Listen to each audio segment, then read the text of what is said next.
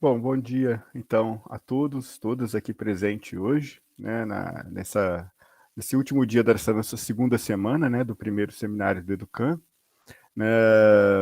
A princípio, né, nós não temos mais apresentações depois dessa, então é provável que aqui se encerre esse primeiro exercício, né, nesse primeiro ano, né, dos nossos seminários, mas ano que vem eu espero que a gente possa estar de novo juntos, né, e possivelmente com mais pessoas, né, se agregando a nós aí, apresentando seus resultados de pesquisa parciais, finais também, e a gente tentando fortalecer cada vez mais aí a nossa rede de estudos, né, de pesquisadores sobre artes marciais asiáticas aqui no Brasil.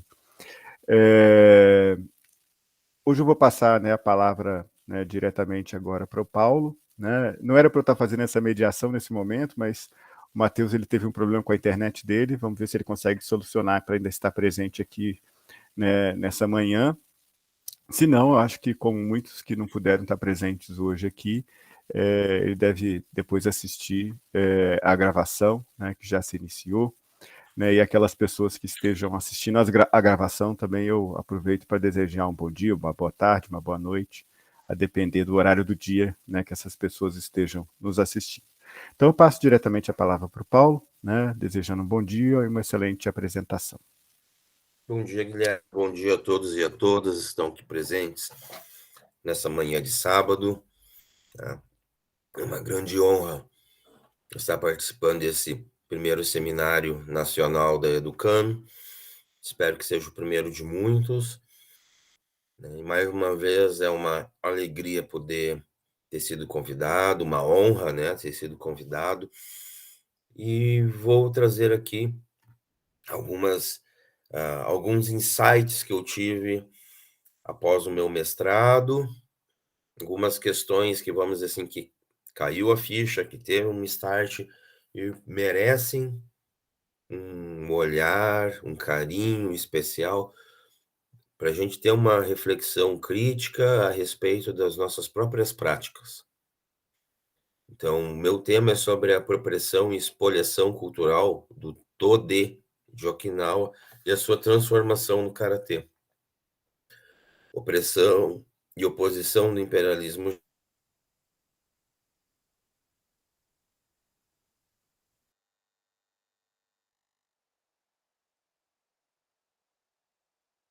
Parece que tivemos uma quebra aí na transmissão da internet.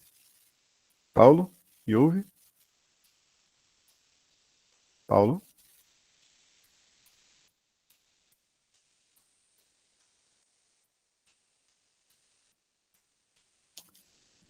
Alô?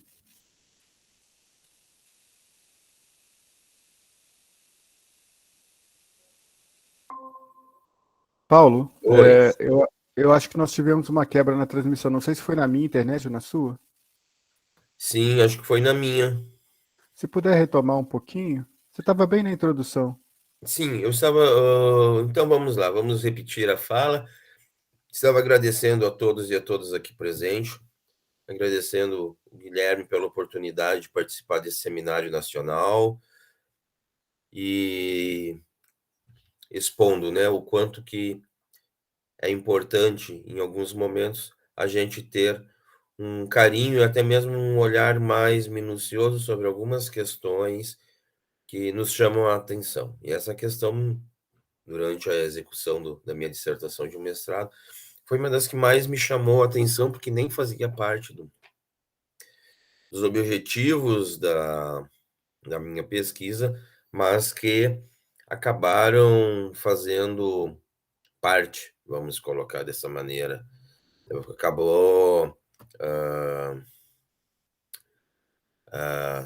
aparecendo esse problema, que hoje eu estou tratando ele, então seria um primeiro esboço desse. Seria um primeiro esboço desse exercício, né, de pesquisa,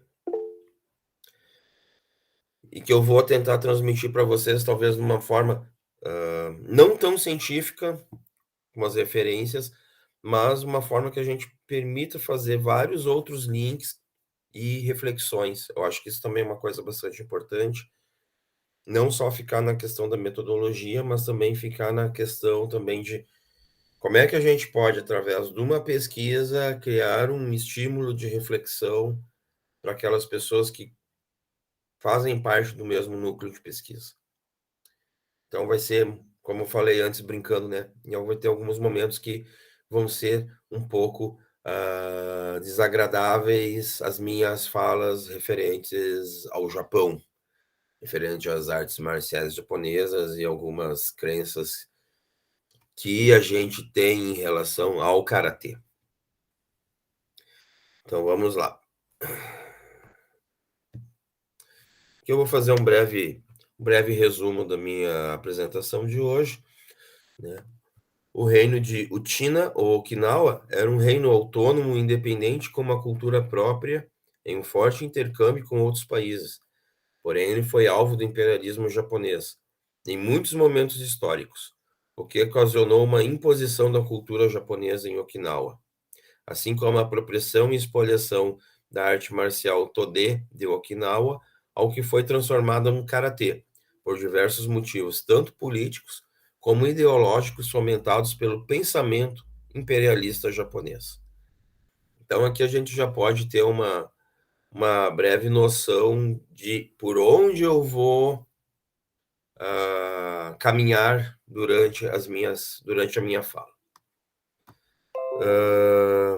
Como a metodologia, eu usei a metodologia de pesquisa da história cultural e análise crítica das referências históricas, que ela é a base que eu estou utilizando nas minhas pesquisas nos últimos anos, e que eu pretendo seguir com ela pelas vantagens que esse método da história cultural tem de possibilitar a gente transitar de maneira interdisciplinar nos mais variados assuntos, relacionando a história não história oficial dos documentos, das guerras, escrita pelos vencedores, mas uma história da cultura, uma história mais popular, que é feita diariamente por todos nós. Então, aqui nós temos aqui essa metodologia. Como referencial teórico, eu uso o Peter Burke, né, os seus conceitos e métodos de análise histórica. E como fontes históricas dessa pesquisa, eu trabalhei com livros, revistas e artigos, tanto sobre Okinawa como sobre o Japão.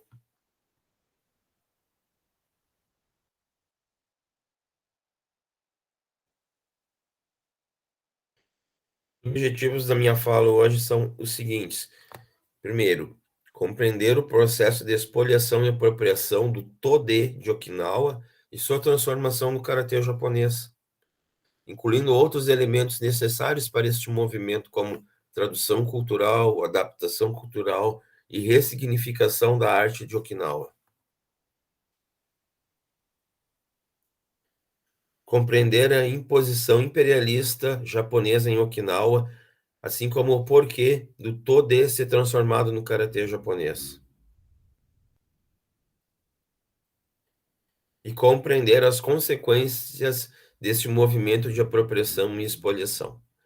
Então, quem acha que vai ver um trabalho de karatê, vamos ver mais um trabalho hoje sobre política internacional, né, sobre o imperialismo japonês do que sobre a arte marcial em si, tá?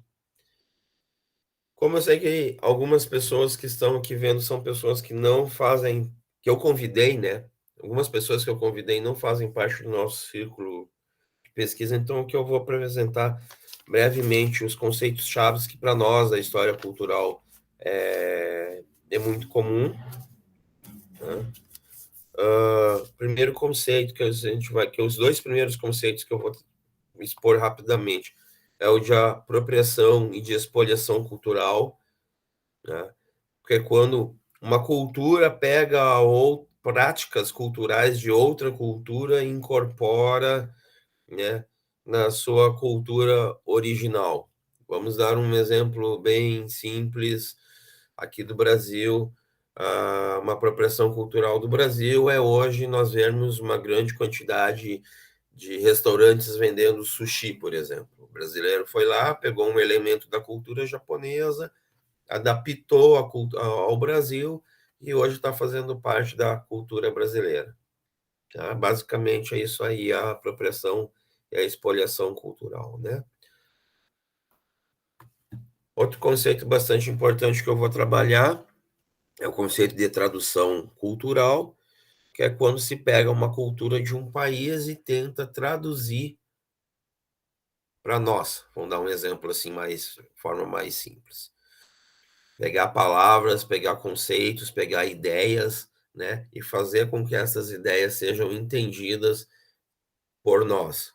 Por exemplo, voltando pro sushi, né? Um restaurante de sushi vai ter vários tipos de sushi e ali eles vão ter de alguma forma.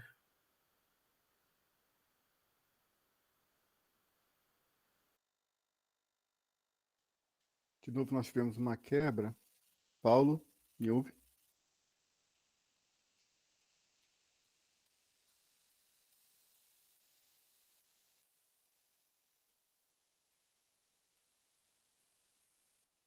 Paulo?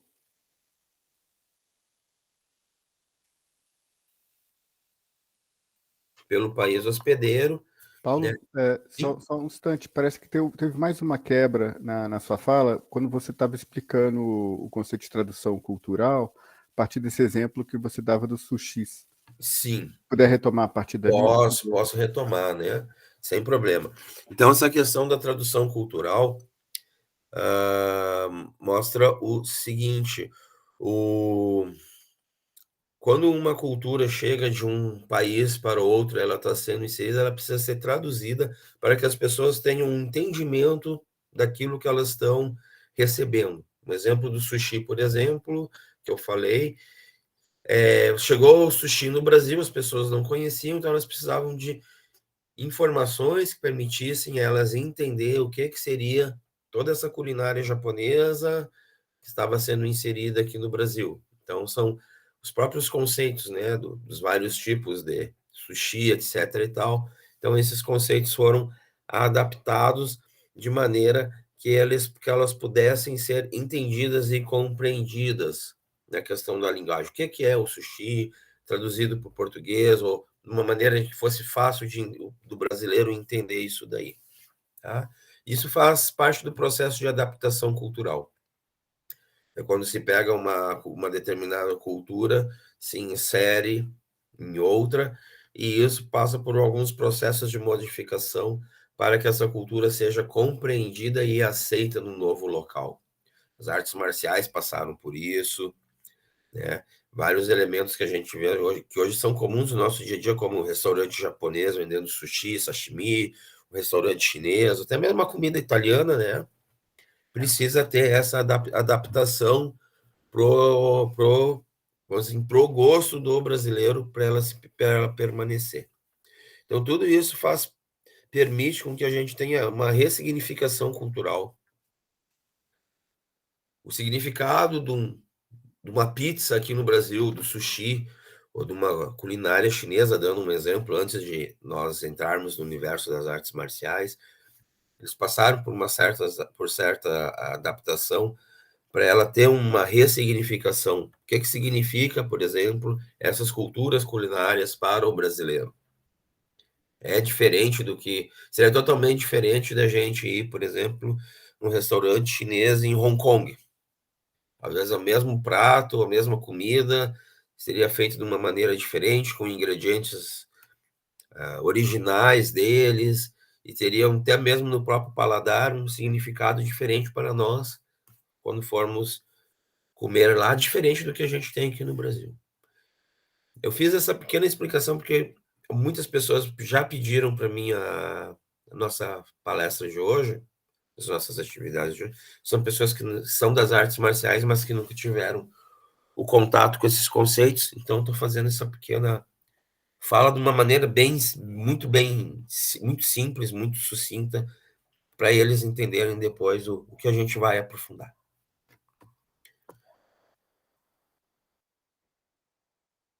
Então, pessoal, vamos falar um pouquinho de Okinawa.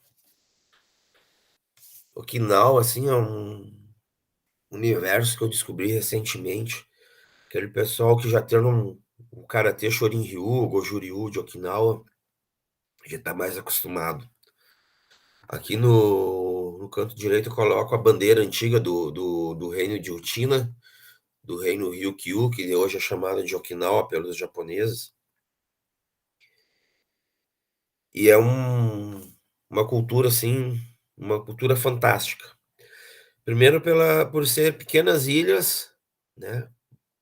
Algumas com vários idiomas, vários dialetos diferentes, né? Em todo o Ryukyu. Okinawa seria a ilha principal. E a formação desse povo ali é um povo miscigenado de vários povos asiáticos, como os mongóis, coreanos, chineses, tailandeses, filipinos, que se concentravam naquela região ali, e que tem uma cultura muito, muito, muito rica, fantástica. Segundo as fontes históricas que eu tenho de Sakima, era um país independente, tá? Com uma boa relação com a China, e que vivia de um forte comércio com todo o Oriente. Segundo as informações de Sakima, mais ou menos no ano de 1540, existia praticamente mais de 50 embaixadas de Okinawa, espalhadas por todo o Sudeste Asiático, estabelecendo rotas de comércio, inclusive intercâmbio com países árabes, países muçulmanos, né, países do leste europeu que também iam para o Oriente vender seus produtos. Então era um país muito pequeno, muito desenvolvido, principalmente pelas suas características de serem excelentes diplomatas, excelentes vendedores. Então eles faziam esse intercâmbio de produtos, né, pelo Sudeste Asiático, e ali eles viviam do lucro. E isso gerou um país, uma cultura própria, com influência chinesa, com influência principalmente do pensamento confucionista. E no ano de 1609, houve a primeira invasão pelo clã Satsuma, no qual Okinawa foi dominada pelos japoneses. E nos próximos 270 anos, ou seja, de 1609 a 1880, os japoneses exploraram economicamente Okinawa pela cobrança de tributos. E aí houve o declínio do Império Uchiha, e hoje Okinawa faz parte do Japão como uma de suas províncias, né? Principalmente ali depois da Segunda Guerra Mundial, onde, após a saída dos americanos, Okinawa não quis sua independência, ele estava, vamos dizer assim, quebrado, estava falido, e aí ele passou a fazer parte como província japonesa, né? Um amigo meu que mora no Japão falando, né, que a gente teve várias vezes em Okinawa, um karateca, amigo meu, doutor Vinícius Aguiar de Souza, ele falando que hoje Okinawa ele é considerado das províncias japonesas a província mais pobre. Então eles têm uma forte discriminação com os okinauanos até hoje, por ter uma cultura diferente, uma língua diferente, que não é o japonês, é o Chinaguchi. E os costumes de Okinawa, por serem diferentes, estão sendo discriminados. Até eu vi no Instagram da BBC uma matéria atual do ano passado sobre os japoneses que estão discriminando Okinawa e estão discriminando lá em Hokkaido as tribos Ainu, porque também tem uma cultura diferente, hábitos, roupas, línguas diferentes, próximos com aquelas regiões da fronteira norte do Japão, né? Com a Coreia, com a Rússia. Então eles têm aquela ligação com aqueles povos lá do norte, né? E aí, pelos relatos que o Vinícius me passou, está tendo e pelas reportagens, está tendo proibição da língua de Okinawa em Okinawa pelos japoneses, sendo um boicote. Os japoneses estão invadindo Okinawa para oprimir o povo, primeiro nessa questão linguística, e segundo na questão cultural, que eles estão querendo padronizar, tanto Okinawa como Hokkaido, como a cultura japonesa e a destruição das culturas locais. Hoje já se sabe que, por exemplo, em Okinawa, aqui no Brasil, Okinawa, o Tinaguchi de Okinawa é mais falado aqui no Brasil entre os okinawanos que estão no Brasil do que lá em Okinawa mesmo. Então, só o pessoal mais antigo que está falando Tinaguchi e eles falam entre eles. Algumas coisas bem pesadas que o governo japonês está impondo lá em Okinawa é o seguinte: além da proibição, entre aspas, né, mascarada do idioma Tinaguchi, eles enviam pessoas de Tóquio, pessoas do Japão, para casarem com nativos de Okinawa e ali eles tipo fizeram um rompimento das culturas. Para eles disseminarem mais a cultura japonesa em Okinawa, estão enviando, pagando salário para jovens irem para Okinawa, casarem com okinawanos, e aos poucos aumentar o número de japoneses atuantes da cultura e da língua japonesa em Okinawa para diminuir a cultura okinawana. Num prazo de 10 anos, pelas visitas do meu amigo e observações dele, ele falou que a primeira visita que ele fez ao Okinawa foi em 2008, 2009, as pessoas falavam Tinaguchi nas ruas. Depois ele teve ano passado, 2021, em questão de 10 anos, as pessoas estão falando japonês nas ruas. Nas ruas, nos restaurantes, nos bares, as pessoas estão deixando de falar o idioma original. Então, isso é uma coisa, pros dias de hoje, é uma coisa que assusta. Segundo as reportagens da CNN, alguns governos já se manifestaram sobre essas denúncias, a própria ONU, etc. e tal, mas eu creio que isso está sendo bastante abafado. Abafado da mídia por uma questão de relações internacionais do Japão com outros países. Então, é uma situação que gera um desconforto, né? Que gera uma situação de tensão, vamos assim dizer, e também de pesquisa para nós, né? Então é uma coisa que é bem interessante há quanto tempo, né, o Okinawa está passando por toda esse processo dele ser destruído, né, pelos japoneses.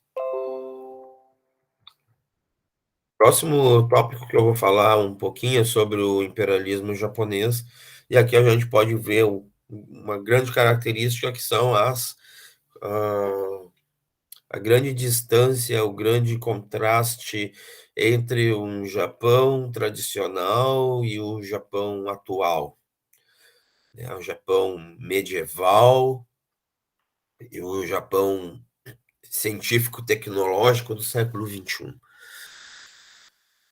Mas isso é muito, mas nas imagens, né? Mas o que eu quero falar agora é rapidamente sobre a questão do imperialismo japonês, que foi um movimento que durou mais ou menos 50 anos, historicamente, mas que permanece até hoje de uma forma muito, muito sutil, que durou de 1895 a 1945.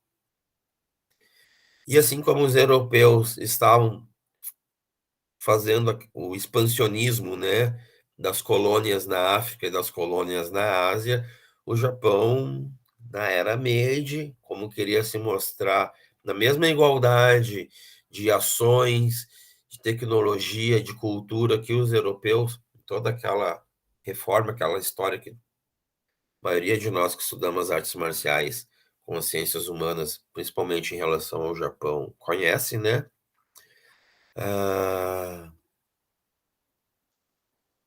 Fez com que os japoneses olhassem isso também como uma oportunidade de expansão tanto territorial como econômica.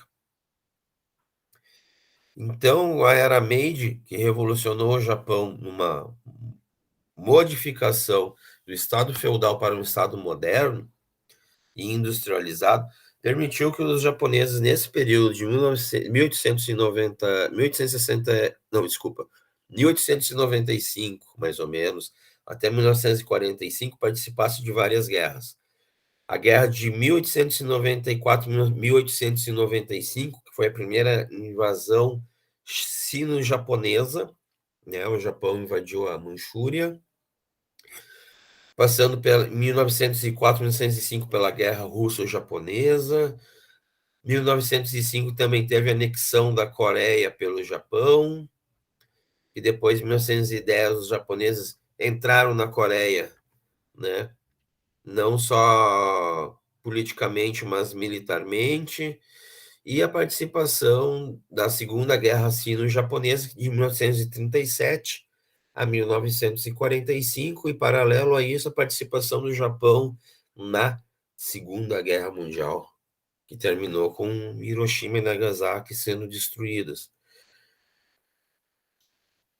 Então, a gente percebe que foi nesse período que o karatê, o Tode de Okinawa é apropriado pelos japoneses e chega a Tóquio.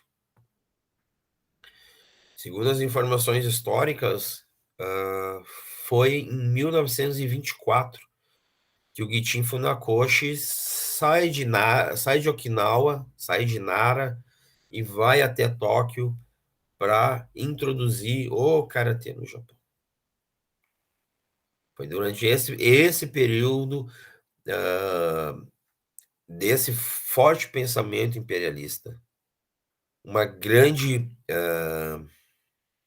discriminação contra tudo aquilo que era de origem chinesa, tudo aquilo era eliminado, era erradicado do solo japonês, tudo que pudesse ligar, né, o Japão como intercâmbio com a China e até mesmo com outros países do Ocidente ou do Sudeste Asiático ou do Leste Asiático, vamos assim dizer, como a Coreia. Tudo isso foi erradicado de uma maneira muito, muito, muito forte. Tanto que tem uma coisa muito curiosa, que 40% dos imigrantes que vieram em 1908 no Kassato Maru, dos 781 japoneses, 325, ou seja, 40% eram okinawanos. E no século XIX, no final do século XIX, até metade do século XX, quando se fez o grande movimento de imigração internacional, onde vários povos da Europa e até mesmo da Ásia mandaram seus imigrantes, principalmente para a América, uma das ideias políticas que os japoneses tinham e botaram em prática foi a imigração pelos okinawanos. Eles davam preferência para mandar okinawanos, japoneses okinawanos, para fora de Okinawa. Mandaram para o Havaí, mandaram para os Estados Unidos, mandaram aqui para o Brasil, para a Argentina, né, para outros países da América Latina. Um grande número de okinawanos, representando o Japão como uma maneira de eliminar esse povo de Okinawa e permitir a inserção de japoneses para tomar conta do espaço territorial. E se a gente for pensar, o imperialismo japonês hoje ele é sutil, ele continua, mas ele é sutil, ele influencia muito as pessoas. Exemplos bem simples do reflexo da cultura japonesa nos nossos dias, como as grandes tecnologias de ponta, as artes marciais, a culinária, a música, o J-pop hoje estourando. Eu vejo meus alunos do ensino fundamental, crianças do quarto, quinto ano, até alunos do ensino médio ouvindo J-pop, K-pop, né? Música coreana, música japonesa. os filmes, os animes, né, os jogos de videogame, as roupas, as marcas de carro, enfim, tudo isso faz parte dessa expansão cultural do Japão, ou vamos dizer assim, entre aspas, territorial, marcam o território deles, não de maneira presente, mas de uma maneira mais sutil. E isso é uma coisa que a gente vê que é muito presente ainda, essa questão desse imperialismo japonês nos dias de hoje. Então, se a gente for ser bastante crítico e a gente for bastante perceptivo, a gente vai perceber de uma maneira sutil a presença desses elementos.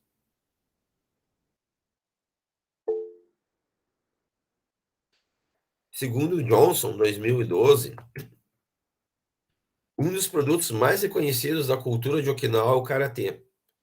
Na base, uma arte marcial, mas também uma prática da cultura inscrita com relacionamentos e ideias herdadas da sociedade de Okinawa em geral. No início do século XX, essa prática foi trazida para o Japão continental. Esse papel examina como as práticas culturais localizadas, no caso como o karatê, podem ser modificadas durante a transição a diferentes contextos sociais e que tais modificações indicam sobre a natureza da cultura das práticas. Através da modificação, os okinawanos foram capazes de incorporar a sua arte marcial nas tradições do continente japonês.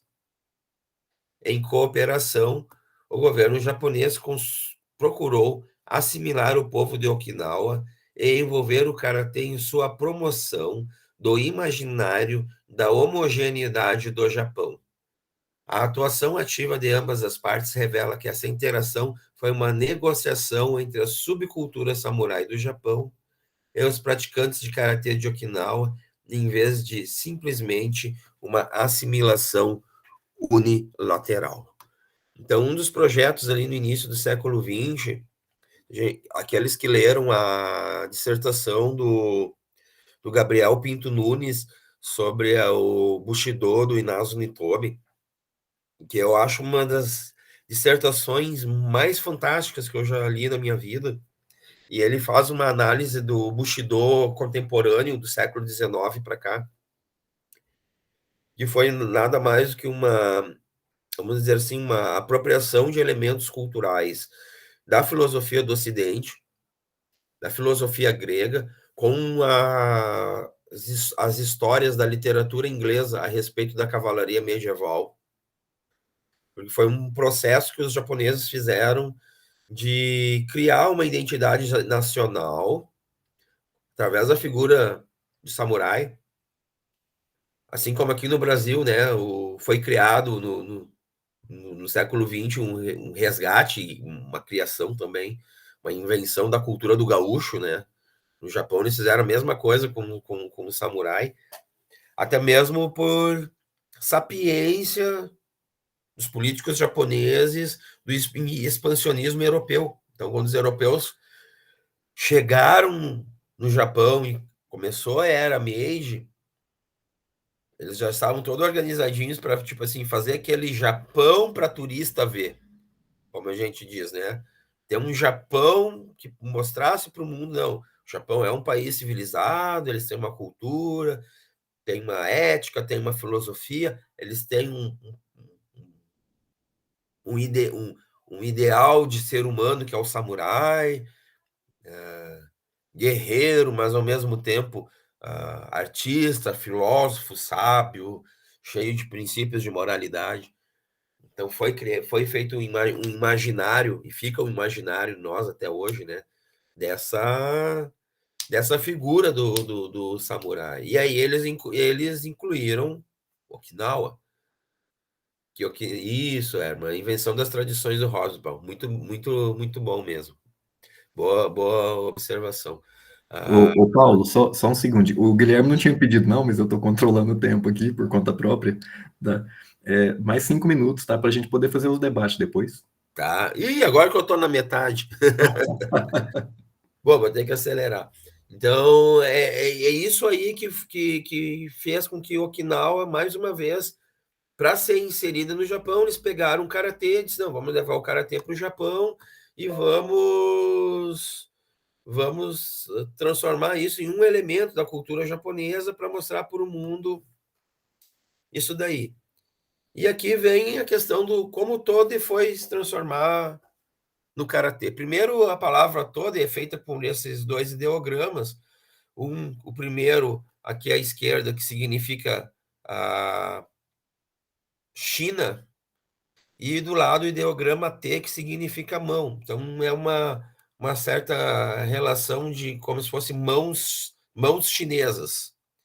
E a gente sabe que a arte marcial chinesa ela tem vários estilos, várias nuances que se complementam, como a luta com as armas, o Swai Xiao, o Wushu, o Tai Chi, né?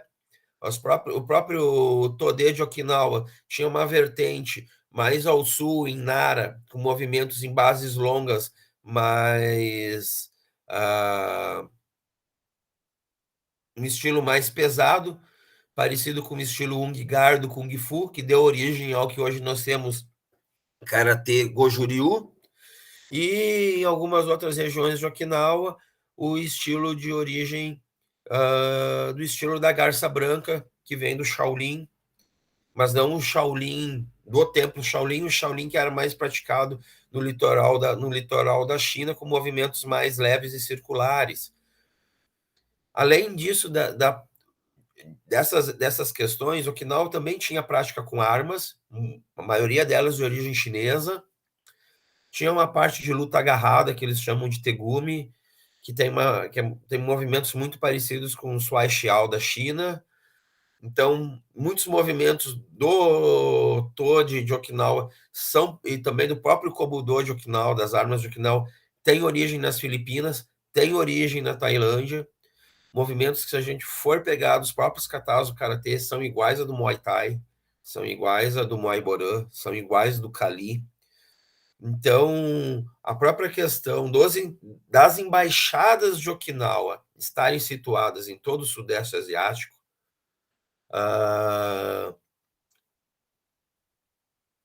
permitiu com que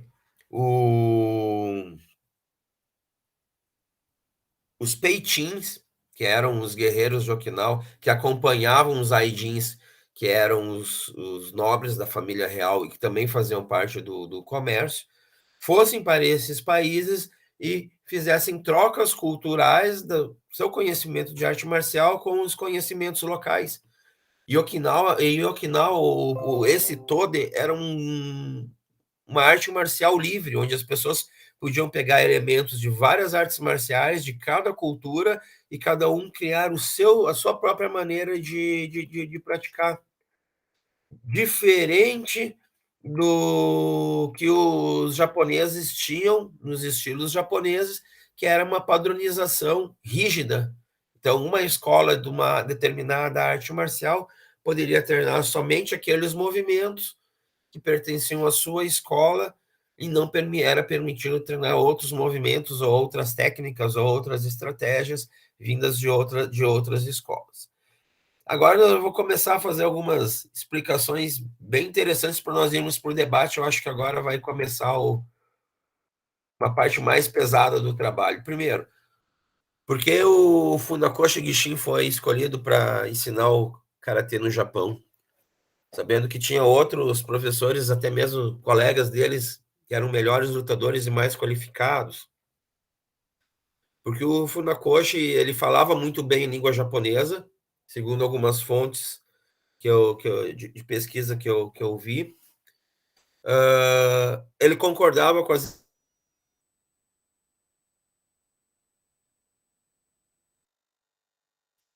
Mais uma quebra da internet. Paulo? Paulo, quebrou mais um pouquinho a internet. Você estava iniciando aí um pouco da explicação do Funakoshi, por que ele foi escolhido, e estava falando sobre o domínio dele de japonês. Sim, ele tinha um domínio da língua japonesa, tá? Concordava com as ideias do imperador, concordava com a era Meiji. Ele era formado em pedagogia, então ele tinha um bom trato com crianças, então isso facilitava também que ele tinha uma certa flexibilidade em conversar com os adultos. Mesmo ele não sendo o melhor karateca do Japão, ele era muito disciplinado. No próprio livro que ele escreveu, ele dizia que não bebia, não fumava, dificilmente ia comer em restaurantes, não ia para bordéis, como era de costume os colegas deles, os professores deles fazerem uma festinha de vez em quando. Então, como ele era visto como um bom moço de Okinawa, que ia de acordo com os preceitos do imperador, etc. e tal, ele foi escolhido pelos próprios mestres de Okinawa para representar Okinawa no Japão, porque ele seria uma pessoa mais, vamos dizer assim, mais adaptada para os costumes, para a realidade de Tóquio, né? Outra coisa bastante interessante foi o processo de tradução cultural do Todê para o Karatê. Todas as palavras do dialeto Chinaguchi de Okinawa foram mudadas para japonês. O nome das técnicas, o nome dos katas, enfim, tudo foi modificado para a língua japonesa. Né? Cientifização do karatê com influência das ciências ocidentais, principalmente a biomecânica. O karatê ele foi inserido nas universidades japonesas, principalmente porque teve muitos jovens das famílias ricas de Okinawa que iam para Tóquio fazer a faculdade lá e eles tinham pequenos grupos de karatê que entre os colegas eles praticavam. E isso já fomentou que o karatê fosse inserido primeiramente nas universidades, e como a moda na época era as ciências ocidentais, a biomecânica passou a parte dos estudos do karatê. Então, se a gente for observar as técnicas do karatê de Okinawa e do karatê do Japão, a gente vai ver a diferença pelo motivo de uma adaptação biomecânica pela influência da educação física, das ciências modernas. O próprio Karatê Shotokan, que é o que eu pratico, que a gente diz que foi Funakoshi que criou, etc. e tal, não foi Funakoshi. Funakoshi levou o Tomarite de Okinawa para o Japão, e quem fez todas as modificações, as adaptações biomecânicas foi o Nakayama, que era um aluno do Funakoshi, professor da faculdade de Tóquio, curso de educação física, fazia as pesquisas de biomecânica, ele fez toda a adaptação, modificou base, modificou katas, modificou técnicas, modificou aplicações, inclusive ele viajou para a China algumas vezes para fazer pesquisa, para depois trazer elementos da China e readaptar isso para o gosto dos japoneses. O que mais que eu tenho aqui? Esse é interessante. Retirada das armas de origem chinesa para não concorrer com as armas japonesas, o kendo e as armas dos samurais. Isso é muito interessante porque praticamente todas as escolas de luta do Tode, de Okinawa, como eram influenciadas pelos chineses, elas tinham a prática com armas, como é o Kung Fu hoje. Tem a parte sem armas, tem a parte com armas. E isso foi retirado de uma maneira que não ir contra a presença dos samurais na cultura japonesa. Até porque em Okinawa não existia samurais, existia peixins, que eram a caça dos guerreiros, e eles lutavam contra os samurais, porque os samurais que eram os invasores. Então, como é que eu vou, tipo assim, puxar um inimigo para dentro de casa? O característica de uma cultura que eu não gosto para dentro de casa. Né? Então, os japoneses retiraram essa questão das armas, né? E outras práticas tradicionais do karatê de Okinawa também foram retiradas. Os exercícios de ginástica com os vários equipamentos tradicionais, com pesos, anilhas, correntes, sandália de ferro, bastões, que era como se fosse uma musculação de Okinawa, e outras práticas, né, de Okinawa também foram retiradas do karatê japonês. Algumas coisas que o Japão influenciou foi a padronização dos estilos de karatê, que em Okinawa não existia isso. As pessoas treinavam, às vezes, até mesmo com mais de um professor. O próprio Funakoshi teve mais de um professor. Treinou com o Sensei Asato, o Sensei Itoso, com outros mestres de Okinawa, para desenvolver o seu estilo. Não existia uma rivalidade entre os mestres, e isso causou uma certa preocupação com os japoneses, porque era uma tradição dos japoneses fazer estilos fechados para depois eles concorrerem uns com os outros. No Okinawa tinha uma certa união entre eles, né, para ter trocas de experiências, de conhecimento, etc. e tal, né? Isso aqui é muito interessante, eu acredito que o pessoal que está estudando, que estuda a cultura chinesa vai gostar, que foi a retirada do pensamento filosófico confucionista do karatê, entre aspas, né? E adaptação do pensamento do Bushido. No meu livro sobre o Bushido fala que o Bushido foi uma adaptação do confucionismo para a realidade dos japoneses em vários momentos históricos. Não existe um único Bushido. Existe um Bushido do século V, um Bushido do século XII, um Bushido do século XIX, com discursos diferentes, mas que todos eles puxam elementos do confucionismo. O confucionismo, como sistema filosófico, ele possui 3 teses: uma filosofia da educação, uma ética de virtudes e uma política, uma teoria política. E eles pegaram esses 3 elementos da filosofia da educação, um projeto de educação, uma filosofia de ética de virtudes e uma política, e transformaram em mais de um, e adaptaram em mais de um momento pro Bushido japonês. Mas isso faz parte do karatê e faz parte do pensamento de Okinawa. Só que é pela apropriação e adaptação dos japoneses, desde sempre, vamos assim dizer, né? Eles fizeram essas modificações, tá? Essa é outra parte interessante. Simplificação das técnicas do karatê, retirando técnicas semelhantes às artes japonesas, como o judô e o aikido. Então, tudo aquilo que era semelhante ao judô, que tinha origem chinesa, tinha origem do Tegumi de Okinawa ou do Suai Xiao da China, ou do próprio aikido, né, do Tai Chi Chuan e do Undun Chi de Okinawa, né, que é uma arte de Okinawa parecida com o aikido, o Undun Chi, alguns elementos faziam parte do Todê, foram retirados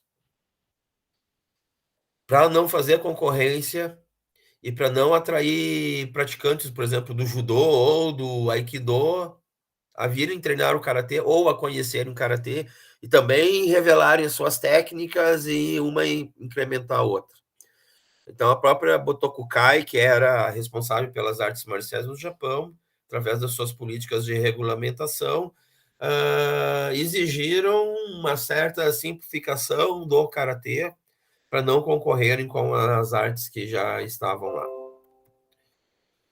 Tá? Regulamentação da Botokukai, esportivização e internacionalização do karatê, assim como o judô e o kendo, ele foi transformado em esporte, divulgado no mundo inteiro, que é uma coisa que Okinawa não queria fazer, para manter uma tradição de uma arte marcial onde as pessoas buscavam uma prática pela saúde e pela defesa pessoal, e não pelas competições. Os japoneses transformaram em esporte por causa do judô e do kendo, que já estavam esportivizados. E aqui eu vou apresentar algumas mentiras que a gente já aprende sobre o karatê, que isso faz parte muito da cultura dos japoneses, né? Que são as seguintes: karatê é uma arte marcial japonesa? Não, é uma arte marcial de Okinawa que foi adaptada pelos japoneses. Foi totalmente modificada em todos os aspectos. O karatê era praticado pelos camponeses para se defender dos samurais? Não. Isso aí foi uma historinha que os japoneses criaram para romantizar o karatê. O karatê era praticado somente pela classe dos peitins, que era a classe dos guerreiros, ou dos descendentes desses guerreiros, como era o próprio Funakoshi. No karatê se aprende o espírito de samurai. Isso é uma fala muito comum até entre os próprios mestres do Japão. Não, você tem que treinar karatê para aprender a ser samurai, ter espírito samurai. Se aprende esse espírito samurai? Não, não se aprende o espírito samurai. Karatê de Okinawa é mais só a gente aprender confucionismo do que aprender o famoso espírito do samurai. Karatê de Okinawa, né? É mais fácil a gente aprender karatê original, né? Seria mais correto a gente aprender confucionismo do que o espírito samurai. No karatê não existem armas. Existem armas. Existem armas. Aqui a gente vê duas fotos do Funakoshi em Tóquio, mostrando armas de Okinawa nas suas aulas. E isso foi depois elas foram retiradas para não fazer concorrência com as armas do Japão, no caso, o bastão, lança e a espada. O que mais nós temos aqui de mentiras que a gente aprende sobre o karatê? A filosofia do karatê é baseada no Bushido. Do karatê japonês, sim, mas o karatê de Okinawa, como não existe o Bushido lá, é baseado no confucionismo. Então, seria mais correto a gente falar que o karatê é baseado no confucionismo, porque o Bushido faz parte das artes marciais de origem japonesa, principalmente o Kendo.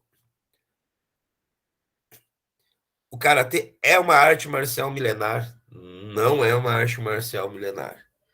Os primeiros registros deles tratam do século XV, século XVI, porém o karatê, como karatê, só chega no Japão em 1924. Então, recém vai fazer 100 anos que o karatê existe. Lógico, as práticas do Todê, de Okinawa, ou os estilos de Okinawa são práticas seculares, mas não milenares, como muita gente divulga por aí. O karatê tem uma filosofia? O karatê é uma filosofia de vida? Não, não tem uma filosofia e não é uma filosofia de vida. Mais uma vez eu repito, para ser uma filosofia tem que ter alguns elementos que vão questionar todas as coisas, vamos assim dizer. Uma das características da filosofia é o questionamento de todas as coisas, e na cultura oriental existem sistemas rígidos e hierarquizados de comportamento, né? Então, filosofia como a gente entende aqui no Ocidente, eu acredito que seria mais difícil de ter, mas se a gente for pegar o próprio confucionismo, a gente vai entender que no karatê de Okinawa, pelos peixins terem estudado o confucionismo, fazer parte da educação dos peixinhos do confucionismo, eles têm uma filosofia assim, uma filosofia da educação, uma ética de virtudes e uma teoria política que fazem parte da formação desses karatecas na tradição de Okinawa. O karatê prepara para a defesa pessoal? Se hoje nós vamos considerar o karatê esportivo, a gente vai dizer que não. O próprio Sensei Funakoshi, no livro, ele diz: treinar karatê dá uma vantagem para as pessoas numa situação de defesa da vida. Porém, não é um fator determinante. Não é um fator que determina que a pessoa vai sair vencedora de uma situação de defesa pessoal. Ela vai ter vantagens por ter um corpo mais forte e conhecer técnicas de luta. Os próprios mestres falam. Às vezes, um leigo, sem conhecer a arte marcial, poderia derrotar um karateca se ele demonstrasse um grande espírito de luta e uma grande força para viver. Sensei Funakoshi fala isso no Karatê Nyumon. Então, é uma reflexão que a gente tem que ver quais são os limites que a arte marcial nos dá em termos de defesa pessoal. E assim eu consigo concluir que, em relação às políticas expansionistas japonesas, elas continuam presentes. Ela é opressora contra os povos mais próximos, como no caso de Okinawa, como os povos Ainu, né? Em relação ao Tode, hoje, tanto o karatê de Okinawa como o karatê do Japão possuem diferenças muito, muito grandes, né? Nos conceitos, na técnica, na forma de treinamento, né? O karatê japonês é um karatê simplificado em relação ao karatê de Okinawa, e a gente tem que procurar repensar, né, até onde o karatê que nós praticamos hoje é realmente o karatê, ou se, como eu estou acostumando a falar ultimamente, ou o karatê que nós temos lá do Japão, vamos dizer, Shotokan,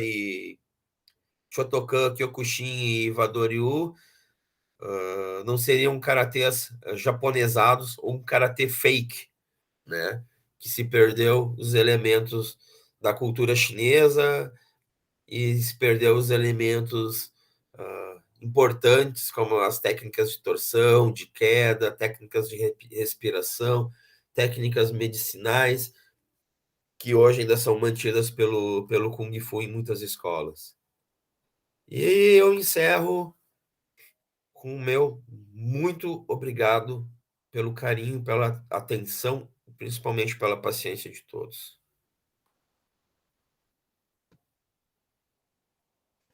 Paulo, muito obrigado. Apesar de a gente já ter passado um pouquinho das 10 horas, eu acho que nada impede da gente começar um debate, né? Quem puder ficar, evidentemente, né, conosco, né, a gente pode prolongar um pouco, né? E assim eu coloco em aberta a palavra para quem tiver alguma pergunta, alguma questão ao Paulo.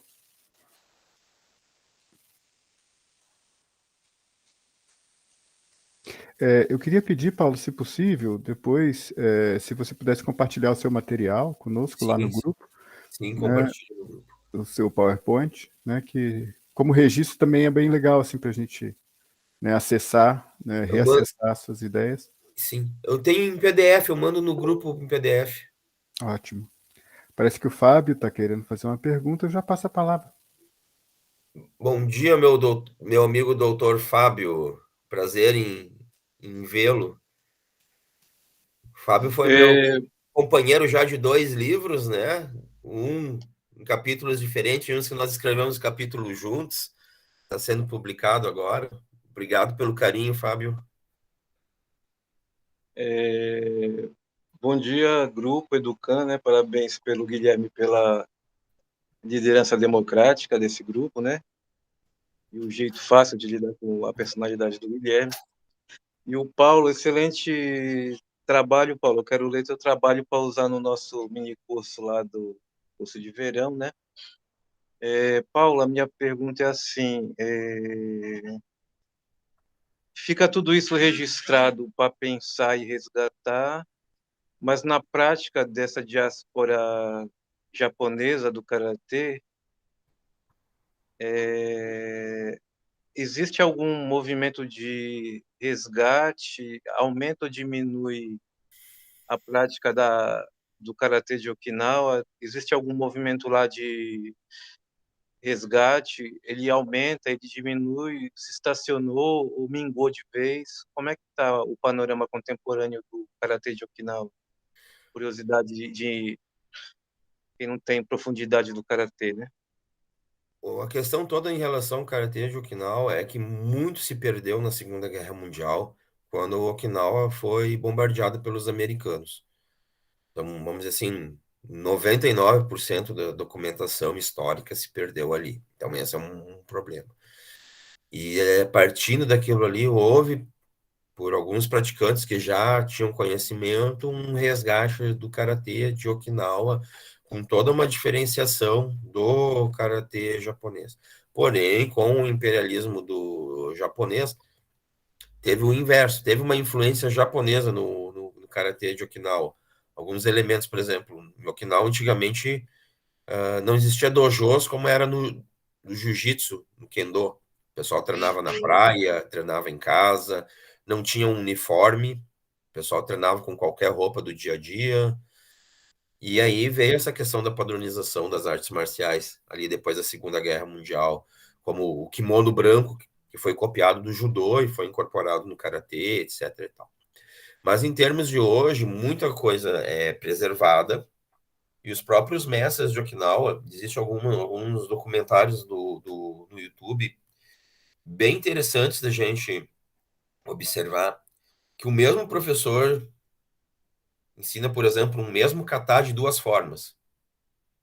Para o mesmo aluno. O aluno demonstra o kata da maneira tradicional e depois demonstra o mesmo kata na maneira de competição moderna, do karatê que foi ano passado para as Olimpíadas.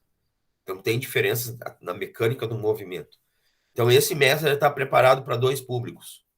Um público que vai buscar a tradição e um público que vai buscar a modernidade para ir para a competição. E aí muitas vezes causa um choque, um estranhamento, porque é uma diferença muito grande de movimentos para outros. Aquele canal Kuro Obi World, que tem no YouTube, mostra várias escolas de Okinawa trabalhando dessa maneira. Então, é bastante interessante. E hoje, o Okinawa está sendo vista novamente como um centro de karatê. Tanto que está aparecendo katas novos nas competições do karatê, que até agora estão sendo considerados secretos em Okinawa. Que eu, nos meus 33 anos de prática de karatê, nunca ouvi falar. Inclusive estilos que permaneceram fechados, sendo praticados somente pelos membros de determinadas famílias e poucos convidados, que a partir agora do final da década de 80, início dos anos 90, que começaram a abrir escolas para o grande público. Então tá vindo alguns catas, algumas coisas, algumas técnicas muito interessantes, muito sofisticadas, que, vamos dizer assim, ó, 1000 vezes em termos de sofisticação em relação ao karatê japonês. Tanto que os campeões olímpicos da modalidade kata estão indo ao Okinawa recorrer a esses mestres para aprender essa parte nova, vamos assim dizer, que ficou escondida, que agora está sendo aberta, está se abrindo ao público. E outra coisa que os okinawanos estão de olho é na parte comercial, né? Então, já existem empresas no mundo inteiro especializadas em turismo do karatê. As pessoas pagam um pacote, vão para Okinawa, treinam com alguns mestres e depois retornam aqui para o Brasil. Mesma coisa em relação à China, né? Aqueles pacotes de turismo para ir para o templo Shaolin. Aí fica lá 15 dias treinando no templo Shaolin. Lógico, eu acredito que não seja o mesmo treinamento que os monges fazem, mas eles têm um pacote de treino, um camp que vai permitir a pessoa ter uma vivência lá. E agora estou me aproximando muito do Shorin-ryu de Okinawa. O professor Fábio Pulcinelli, que é do Shorin-ryu, depois ele pode falar se ele se sentiu à vontade, ou até mesmo me corrigir alguma coisa. E eu espero, nos próximos anos, ir para Okinawa e sentir pessoalmente como é que é essa tradição. Não sei se o professor Fábio já foi a Okinawa, né? Se alguém aqui dos presentes foi a Okinawa já treinar. Eu fui como turista, eu vi o pessoal treinando na praia e no Budokan, lindíssimo, né? Por sinal, o Budokan da capital, né? Ó, o Fábio Que inveja, disse 7 vezes, Fábio, eu não fui nenhuma ainda. O meu filho de 9 anos tá doido para ir porque a gente assistiu junto à série da Netflix, né? O Cobra Kai, né? Ele gostou muito das paisagens. Então, eu pretendo voltar também, Paulo. Obrigado aí.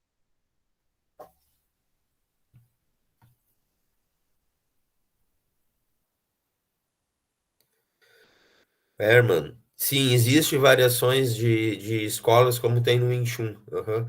O próprio karatê que eu pratico, que é o Shotokan, existem várias linhagens, existem umas 7 ou 8 linhagens dentro do Shotokan, com pequenas diferenças de nuances. Isso dentro do próprio karatê japonês, do Japão continental. Em Okinawa, existem as escolas, por influência dessa própria cultura japonesa de separar as escolas em sistemas fechados. Hoje em Okinawa também tem isso. Mas dos relatos históricos do mestre Funakoshi, por exemplo, ele fala que quando ele treinou o karatê lá no século XIX, os professores não tinham rivalidade entre escolas. E tinha muitos professores que eram amigos, de estilos diferentes, de técnicas diferentes, que trocavam de alunos para ensinar aquilo que eles sabiam para o maior número de pessoas possíveis. E é uma coisa muito legal, porque quando eu comecei a treinar, quando eu era criança, meu próprio mestre de artes marciais, de karatê, ele falava, um lutador tem que ser polivalente, ele tem que conhecer o judô, tem que conhecer o jiu-jitsu, tem que conhecer o karatê, tem que conhecer o muay thai, tem que conhecer os vários estilos de kung fu, não pode ficar sempre num estilo só, tem que incorporar técnicas de todas as artes marciais, criar a sua própria maneira de lutar. E era legal porque eu treinava o Karatê Full Contact, que hoje é o kickbox, mas de vez em quando ele convidava outros meninos para fazer o sparring do Karatê, do Kung Fu, da capoeira. Às vezes a gente levava um golpe que não conhecia, não conseguia defender, levava o pé na orelha, derrubavam com uma rasteira, aí tu já tinha que se adaptar àquela situação, ser esperto, rápido para conseguir tirar alguma vantagem, algum conhecimento também naquela luta. Então isso era uma coisa muito legal que vem da tradição de Okinawa, que não faz parte da cultura japonesa. Paulo, eu queria perguntar uma coisa para você que tem a ver com o que você está falando agora. E aí é uma pergunta de não praticante, não conhecedor do karatê mesmo. Queria te perguntar enquanto praticante atual de karatê, que tem um pouquinho a ver com o que você falou, que quando os japoneses constroem o karatê, vai ter uma simplificação técnica muito grande, né, em relação ao que você tinha em Okinawa. Aí eu acho que só que dá para perceber atualmente que você tem gente dentro do karatê tentando inserir novamente a parte de torções, né, de quedas mais elaboradas. Aí minha pergunta é assim, o quão aberto é a comunidade do karatê, tanto formalmente, institucionalmente, para esse tipo de remodelação, de resgate? Sim, se a gente for analisar o karatê como arte marcial, a gente pode dizer que ele é um MMA de Okinawa. Tem elementos que seriam do Tai Chi e do Chi com as torções, do Suai Shiao e do Tegumi com as quedas e mobilizações. Existem algumas especulações, mas não tem documentação do Chigua, que seria uma luta de Okinawa que usa os movimentos do Sudeste Asiático como se fosse um Muay Borão, um Muay Thai de Okinawa.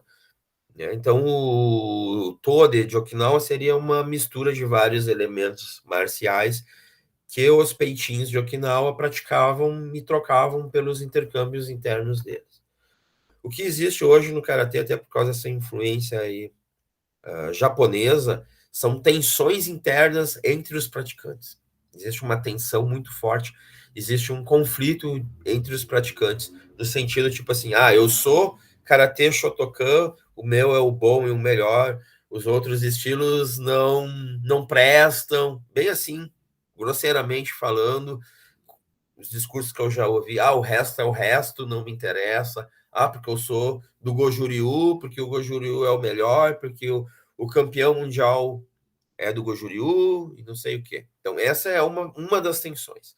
A segunda tensão que se tem é entre o que é chamado de karatê tradicional, não competitivo, que a pessoa vai lá, treina como se fosse uma ginástica, uma defesa pessoal, e do outro lado, o karatê moderno, esportivo, onde o professor, treinador, não tem karatecas, mas tem atletas, e está com o manual de regras debaixo do braço. Então, qual que seria o melhor? Aquele que está marcando ponto e tem uma habilidade atlética, os caras são muito fortes, muito rápidos, tempo de reação bom, capacidades físicas incríveis, periodização de treinamento com bases científicas, racionalização das metodologias de ensino para o esporte, e do outro lado, treinamentos a longo prazo, enfim, toda uma tradição, né? A figura do sensei como dono da verdade, métodos às vezes irracionais como socar uma parede, socar tijolo, que vai fazer bem, vai calejar a mão, e não está pensando nas lesões, enfim. Então existe uma tensão também sobre isso. E aí existem alguns grupos intermediários que procuram fazer isso que você falou, né? Esse resgate, buscar elementos na tradição, mas ao mesmo tempo racionalizar, como eu mesmo já fiz. Tem treinamentos que eu faço de tênis, mesmo em cima do tatame, porque eu tenho lesão no joelho. Se eu for fazer o treinamento tradicional, vou ter que parar de treinar ou fazer uma nova cirurgia. Então, até onde essas tradições ainda conseguem trazer elementos que são bons, que são úteis, que são saudáveis, ou até onde o esporte e rendimento também tem razão? Será que os dois não têm razão? Então, tipo, vamos ver o que tem de bom dos dois lados, vamos fazer uma intersecção entre os dois lados. Vamos resgatar coisas antigas, boas, que hoje estão sendo deixadas de lado. Por exemplo, o próprio livro do Sensei Funakoshi tem um capítulo sobre quedas. Ele mostra 9 técnicas de queda, mas que não são praticadas pelos praticantes do Shotokan, que é a herança de Funakoshi Sensei. Entendeu? Então, por que a gente não faz esse resgate dessas 9 quedas que ele traz de Okinawa, que está lá no livro dele? Por que isso não faz mais parte do Karate Shotokan? Entendeu? Então, fica ainda algumas perguntas no ar. E aí tem alguns poucos professores que buscam esses elementos e incorporam no seu treinamento. Mas é uma coisa muito mais particular do que se fosse difundida em grande escala. Parece que o Fábio está puxando a Sim, fila. diga, Fábio. Oi, Paulo. Bom dia, Bom Fábio. dia. Gostei bastante da sua apresentação, fiz várias anotações aqui e tal. E aí eu queria colocar uma reflexão aqui, eu não sei nem se vai sair uma questão dessa reflexão, mas me parece, né, que o karatê ele é facilmente modulável, né? Ele é moldável. Então eu penso, por exemplo, na cidade aqui onde eu moro, no interior de São Paulo, né, que é Piracicaba, é uma cidade bastante provinciana, assim, né? De pessoas muito conservadoras, reacionárias. E aí eu vejo, aqui é uma cidade que existe muito dojo, né, de karatê. Muitos, né? E até onde eu conheço, todos, pelo menos todos que eu conheço, se apropriam do karatê e fazem dele algo compatível com esse tipo de pensamento, com esse tipo de subjetividade, né? Então, fazem com que o karatê seja um aliado à disciplinarização, um aliado à docilização dos corpos, etc, né? Então, talvez aí, Paulo, talvez, já que ele também o karatê é facilmente modulável para culturas conservadoras, né? Será que ele também não seria modulável para culturas libertadoras, né? Sim. De forma sensível, bom, nas minhas idas para Okinawa, eu consegui ver alguma coisa assim lá, né? Tenho vários exemplos e tal, mas talvez não caiba agora essa exemplificação. Bom, eu queria colocar essa reflexão aqui. Fábio, continuando a sua reflexão, tentando contribuir, porque ela é fantástica, eu te dou toda a razão sobre isso. Eu vejo pelos meus alunos, quando os pais chegam, eles falam assim, principalmente as crianças, né, no meu dojo. Eu vou colocar o meu filho aqui porque ele precisa de disciplina. Então ele quer um corpo, não só um corpo saudável e forte, mas ele quer uma mente, um caráter moldado numa disciplina que às vezes o pai tem a preguiça de oferecer para o filho, porque ele deixa o filho no tatame, ele senta do lado de fora e pega o celular e fica brincando com o celular durante todo o treino, não tem nem a sensibilidade de observar o que o seu filho está fazendo ou o que ele está aprendendo durante uma aula, né? Nessa questão de flexibilizar, eu sou praticante do kickboxing também.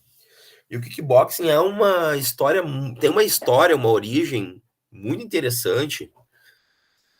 E é um outro foco de pesquisa que agora eu estou começando, que é o kickboxing, dentro dessa visão da história cultural, que foi a origem do kickboxing foi justamente essa flexibilização, porque o questionamento que os atletas tinham é o seguinte: o karatê era muito rígido, o sistema de competição do karatê era por ippon, e muitas vezes você acertava o golpe no adversário e não era marcado ippon, por uma interpretação subjetiva do árbitro.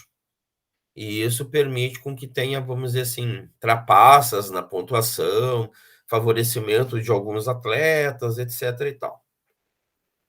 E aí o questionamento que eles fizeram é o seguinte: como que seria uma luta de karatê sem regras? Como que a gente poderia fazer isso? Então tá, vamos incorporar elementos do boxe, e aí vem a questão da rebeldia, né, desses karatecas. Vamos colocar as luvas de boxe, uma caneleira, e vamos entrar no ringue, vamos bater com força de verdade, como se fosse um combate de verdade. Como hoje nós temos o sandá, né, no Kung Fu, nós temos o kickboxing, né? Então teve essa origem do karatê por pessoas que tinham essa questão de flexibilização. Mas hoje o kickboxing ele evoluiu em várias modalidades. Nós temos o point fight, que é uma luta por pontos com semicontato. Tem o light contact, que é leve. Tem o kick light, que já é um pouquinho mais pesado. E depois tem modalidades de ringue. E, além disso, nós temos as modalidades de formas, onde você cria o seu kata para apresentar. Tanto com armas, como sem armas. Então, isso permite com que a pessoa pratique qualquer uma dessas modalidades de forma democrática. Você pode praticar várias, você pode praticar uma. Nas minhas aulas de karatê, eu tô ensinando como eu aprendi. O karatê full contact. Hoje eu estou mais voltado para um karatê full contact. No sentido assim, que eu tenho crianças que praticam karatê e são mais disciplinadas, são mais introspectivas e fazem um kihon, fazem um kata corretamente. Mas eu tenho alguns alunos que são mais agitados, mais agressivos ou menos, vamos dizer assim, menos introspectivos, né? Mais extrovertidos, e que eu tô lá ensinando um kata, um kihon, ele tá pulando, tá virando estrelinha, tá virando cambalhota. E aí eu deixo esse aluno criar o próprio estilo de luta dele dentro daquilo ali. Então, eu vou pegando aquela estrelinha, vou pegando aquela cambalhota e vou colocando outros elementos que eu retiro do Kung Fu, do Taekwondo, etc e tal. Um menino com essas características hoje é campeão estadual de kickboxing, pratica o karatê e o kickboxing paralelamente, e ele de forma criativa está criando o estilo dele. Tá incorporando a gente tem uns momentos que a gente vai treinar o kihon e o kata tradicional do karatê, mas tem momentos que quando ele enche o saco daquilo ali, começa a virar cambalhota, pular, etc e tal, eu coloco ele lá no cantinho dele e diz assim: agora faz aquele movimento que tu viu no filme do Cobra Kai. Faz aquele que você fez viu no Power Rangers. E às vezes é um movimento do Kung Fu, às vezes é um movimento do Taekwondo, ele faz aquilo tudo torto, e aí eu pego aquele insight que o aluno tem e procuro trazer elementos de várias artes marciais naquele momento, e aí ele tem todo um envolvimento naquilo ali, e aí ele curte muito, e aí ele volta para o foco e segue o estilo dele, vamos assim dizer. Eu me flexibilizei como professor para auxiliar ele a descobrir o estilo dele. Isso para mim está sendo uma experiência fantástica, está indo contramão de todo o karatê japonês que eu vivi, no sentido de ser rígido, tipo, você tem que fazer desse jeito porque o mestre japonês fulano de tal ensinou assim, que se não ensinar assim não é karatê. O ponto de expulsar o aluno da academia porque não tinha o mesmo perfil que eu queria dentro de um dojo tradicional. E foram experiências que hoje eu vejo que são desnecessárias. E elas me empobreceram como professor, no sentido de não perceber as potencialidades dos alunos, ou até mesmo de não me lembrar do que o meu primeiro professor me ensinou no Karatê Full Contact, que era ser polivalente, que era ter essa flexibilidade de conhecer vários estilos de luta sem discriminá-los, e ter passado por um karatê japonês totalmente opressor, é discriminador, egoísta, capitalista, imperialista, que diz assim, não, nós queremos ter o maior número de academias no mundo, com o maior número de alunos, e que eles vão ser robotizados, vão ser padronizados, vão ser domesticados para treinar conforme um método. Eu acho que essa sua reflexão, Fábio, é muito, muito, muito, muito, muito, muito importante. Obrigado, Fábio. Bom, excelente, né? Eu acho que não tiver mais perguntas. Tem mais alguém que gostaria de colocar alguma questão? Bom, não havendo, então, quero agradecer muito, Paulo, sua apresentação. Obrigado. Acho que uma apresentação de altíssimo nível, mais uma vez, aqui. Né? Estou muito feliz assim, com a qualidade das apresentações que foram feitas ao longo dessas duas semanas de evento. Né? E quero agradecer também a presença do pessoal que aqui esteve. Né? A maior parte já precisou de sair, né, mas os que ficaram até o final e os que vieram, de maneira geral, né, eu agradeço bastante também a presença. Né, a sessão está sendo gravada, daqui a pouquinho nós vamos interromper a gravação, então aquelas pessoas que não estiveram aqui hoje podem depois assistir. Eu conto com vocês também para espalhar a notícia, né, ou as notícias, né, e os links, né, com as nossas atividades. Depois eu pretendo, inclusive, fazer algumas edições, né, para facilitar, né, o acesso a cada apresentação de uma maneira mais fácil, né, e com menos informação, menos, né, em cada vídeo, né, mas eu ainda não tive essa condição de começar a fazer esse trabalho, mas de toda forma todo o material, na medida que vai sendo disponibilizado, eu estou colocando já lá no YouTube, né, no canal do Educan, e pode ser visto, revisto, né, por todos que aqui participaram, tá bom? Então, eu desejo um excelente resto de final de semana para todos. Paulo, se você quiser também fazer alguma consideração. Só agradecer a presença de todos. Peço desculpa por ter estendido a minha fala, mas eu tentei fazer ela bem enxuta mesmo, para fazer em 20 minutos, mas o assunto, ele flui, é um assunto que agora veio pelo meu mestrado, é uma coisa que eu quero começar a estudar também, estudar Okinawa, estudar essas relações entre o que seria um karatê de Okinawa, o que é o karatê que nós temos hoje, né? Não uma questão de fazer o resgate, mas uma questão de fazer reflexão, né?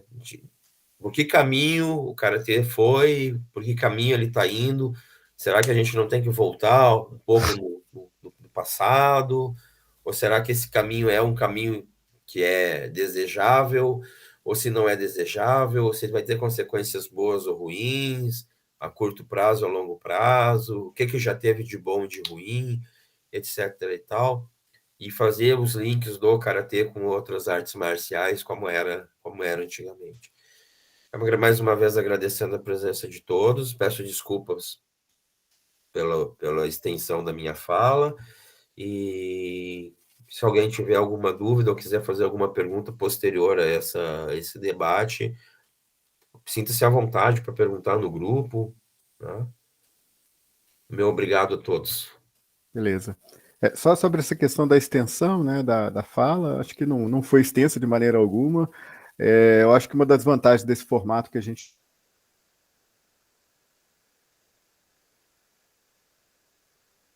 teve, com tranquilidade, muitas vezes os eventos a gente tem um tempo muito curto que mal dá para a gente desenvolver bem um argumento, né? Então, o seminário, eu acho que a vantagem dele também é essa, assim, a gente poder desenvolver um pouco mais as falas, né, falar menos pessoas de uma vez só, né, e de fato ter uma troca mais aprofundada, né? Então, acho que foi excelente, foi muito bom. As atividades de sábado puderam ser mais extensas, né?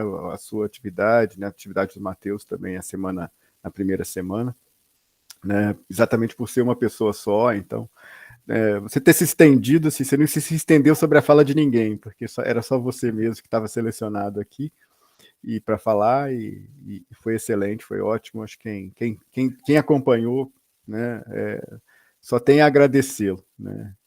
pela fala como um todo. Então é isso, grande sábado para todo mundo, né? Eu vou interromper a gravação e agradeço muito. Um abraço para todos. Até o próximo. Até o próximo.